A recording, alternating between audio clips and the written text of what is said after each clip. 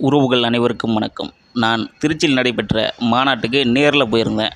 அங்கே நிறைய காணொளிகள் எடுத்தேன். அதில் ஒரு சில காணொளிகளை நீங்கள் இந்த பதிவில் பார்க்கலாம். அதாவது தற்குறி கூட்டம் பார்த்துருப்பீங்க. விஜயோட மாநாட்டில் நீங்கள் பார்த்துருப்பீங்க. இந்த ரசிகர் கூட்டத்திற்கும் லட்சிய கூட்டத்திற்கும் உள்ள வேறுபாடு என்பது என்ன?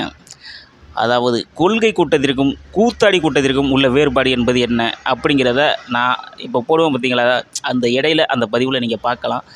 மாநாட்டிற்கு போனோமா, அமைதியாக மாநாட்டை கவனித்தோமா, அப்படின்னு திரும்பி வந்தோமா அப்படின்னு இல்லாமல் அங்கே உள்ள நாற்காலியை உடைக்கிறது, அங்கே மரத்தில் ஏறுறது, போஸ்ட்டு மரத்தில் ஏறுறது, கட்சி துண்டுனா அது என்ன அப்படிங்கிறதே தெரியாத கழுத்தில் போட்டு சுற்றிக்கிறது, இல்லைனா தலையில் கட்டிக்கிறது, இந்த மாதிரியான வேலைகளை செய்கிறது.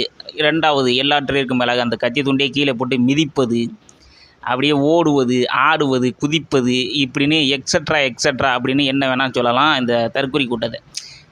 இப்போ நீங்கள் பார்க்குறது என்னென்னா கொள்கை கூட்டம். எப்படி சேரை தூக்கி போட்டு உடச்சிட்டு ஓடுனா அது தற்குறி கூட்டம். அதே மாநாடு முடிந்ததுக்கப்புறம் அந்த நாற்காலிகளையே அழகாக அடுக்கி வைத்து விட்டு வீட்டிற்கு சென்றார்கள் என்றால் அதுதான் ஒழுங்குபடுத்தப்பட்ட தலைவனுடைய பிரபாகரனுடைய பிள்ளைகளாகிய நாம் தமிழர் கூட்டம் என்பதை இந்த காணொலியை பார்க்குற நீங்கள் புரிஞ்சுக்கிங்க.